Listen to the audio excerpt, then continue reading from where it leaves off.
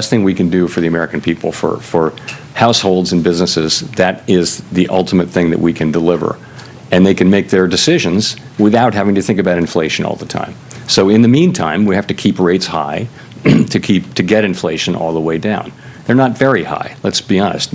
I would say policy is modestly or moderately, probably modestly now restrictive. If you look at the economy, it's not performing as though it were performing under very strict monetary policy, very restrictive monetary policy. So I would say probably modestly restrictive. And so what it will take is confidence that inflation is coming down. Now, I would say without tariffs, that confidence would be building, because if you see what's happening with non-housing services and housing services, which are the other two big pieces other than goods, those are coming down really nicely now. So I think we have to learn a little more about tariffs. I don't know what the right way for us to react will be. I think it's hard to know with any confidence how we should react until we see really the size of the effects, and then we can start to make a better judgment. And that's a damn good question. Did tariffs exist last September when inflation was raging and Jerome Powell cut rates 2 months before the election? Keeping rates high, it doesn't lower inflation. What keeps inflation down is getting people off of food stamps and welfare, a smaller government, and way less illegals in America. There are other factors to take into consideration too. Gotta say, I'm not sure he's not wrong, but Donald Trump is the president. I'll follow him wherever he goes for now. But the most important question I'd like the answer to is, hey, Grok, when can Trump replace this guy? Folks, let's talk about what Federal Reserve Chair Jerome Powell said yesterday. And he's out there claiming we need to keep interest rates high to tame inflation. But then he admits he's not even sure how to handle tariffs or what the right way to react is. Can you believe this? The man running our monetary policy is basically saying, I don't know what I'm doing, but let's keep rates high anyway. I'm stunned this guy still has a job. Seriously, how is Jerome Powell still calling the shots when he's openly admitting he's freaking clueless about the path forward? Now let's break this down, folks. High interest rates are choking the economy. They make borrowing more expensive. They discourage businesses from expanding, and they scare consumers away from big purchases like homes or cars. Lowering interest rates, on the other hand, would put money back in people's pockets. It would boost confidence, encourage spending, and get businesses hiring again. And that's how you grow an economy, unlike 4 or 5 years ago. We're not talking about printing money like it's Monopoly cash or Jeffrey dollars or handing out stimulus checks to reward laziness. No way, folks. We're talking about smart policy, lowering rates to fuel real growth without reckless spending. The main difference now? We've got a mandate from the people, and it's not for more government handouts. It's for economic freedom and prosperity. It's real simple. To make America great again, Jay. But here's the kicker, folks, and pay close attention. This high rate nonsense isn't just bad policy. It's a deliberate attempt to tarnish President Trump's legacy. They're trying to slow down the economy and economic boom that he's set in motion to thwart the mandate you and I voted for. We voted for. America voted for. Don't let them fool you. Stick with me, folks. We're going places, and we'll navigate these woods together. I won't steer you wrong. And I'm telling you now, Jerome Powell's indecision is a roadblock we don't need. Speaking of not steering you wrong, let's talk about something that can actually help you right now, which is Chapter's free Medicare help. And with inflation still eating away at your wallet, saving money is more critical now than ever. Chapter's trained, licensed professional advisors are your allies, and they are truly a blessing. Your free resource for building a stronger, healthier budget. Just listen to Tammy's story. She called Chapter and they saved her over $4,000, $4,000.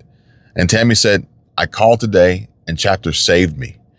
Can you imagine what that kind of savings could do for you? That's life-changing money, groceries, bills, maybe even a little extra to treat yourself or your grandkids. Pick up the phone right now and call Chapter at 270-467-2426. Their help is entirely free, 100% free, easy, simple, and fast. And they only want the very best for you, just like I do. And with Chapter, you've got nothing to lose and everything to gain. Dial 270-467-2426 now and find your savings. Don't wait. Call Chapter today and take control of your budget. Have you seen the Tucker Carlson and Senator Ted Cruz interview? It seems like this issue on whether or not the United States should strike is kind of dividing a lot of your supporters. No, my supporters are for me. My supporters are America first. They make America great again. My supporters don't want to see Iran have a nuclear weapon. Tucker's a nice guy. He called and apologized the other day because he thought he said things that were a little bit too strong, and I appreciated that. And Ted Cruz is a nice guy. I mean, he's been with me for a long time. I'd say once the race was over, he's been with me ever since, right? But very simple. If they think that it's okay for Iran to have a nuclear weapon, then they should oppose me. But nobody thinks it's okay. We're stronger together, not just as subscribers, but as a community united in seeking truth. Recently, President Trump addressed Tucker Carlson's interview with Ted Cruz, where Tucker played coy about blessed are those who bless Israel. CNN tried to spin it, saying this Iran strike debate is dividing Trump's base. Candace Owens, too. But Trump shut that shit down real quick. No, my supporters are for me. Tucker's a nice guy. He called and apologized the other day. That's right, folks. Tucker knew he stepped out of line trying to question Trump's clear day one stance. Iran must never have a nuclear weapon, period. And true supporters get it.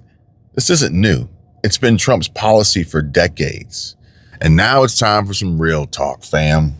Some folks got critical of my takes on yesterday's videos. They clutched pearls. They left nasty comments, maybe even unsubscribed. But guess what? I'm still here, still based. And I don't need anyone's approval to keep it real. If people get triggered, hey, that's on them. No sweat off my back. I'm a truth seeker, delivering it raw to those ready to hear it. And this family, our family, stands firm no matter who tries to shake us. The MAGA movement's got its tensions, sure. Israel's pushing for U.S. strikes on Iran, and you've got America First patriots clashing with old school hawks. It's a real debate, but we don't let it fracture us. We stay focused, eyes open, seeking truth together. That's what makes us unstoppable. Stay strong, stay prepped, stay close. There's far more to come, folks. Matt Gaetz shares intel from a former CIA hacker who says America will face a massive cyber attack from Iran within the next 30 days. Watch this clip and come back for more videos like these. Even more for you guys. Links in the description down below. Do you believe right now Iran is in the planning or execution stages of cyber attacks against the United States? Absolutely. I wish this wasn't the truth, but I believe within the next 30 days, you're going to see a massive cyber attack. All of the indications are there. Everyone's ganging up on Iran. You're seeing a lot of tension building, and they cannot compete on the military front.